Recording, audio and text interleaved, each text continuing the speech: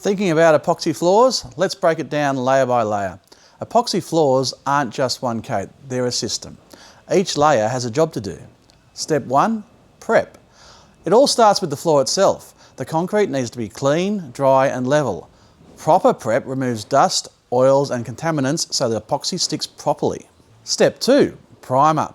The primer seals the concrete, strengthens adhesion and ensures a smooth surface for the base coat. Skipping this can lead to peeling or bubbling later. Step 3, base coat. This is where your epoxy gets its strength and durability. The base coat bonds to the primer and provides the foundation for any decorative elements. Step 4, flake. If you want a decorative touch, this is when flakes are broadcast across the wet base coat.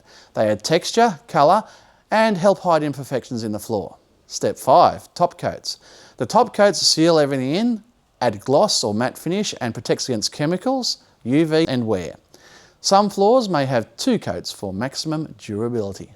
And that's it. Prep, prime, base, optional flake and top coat. Each layer plays a crucial role in a strong, durable and beautiful floor. Ready to upgrade your space?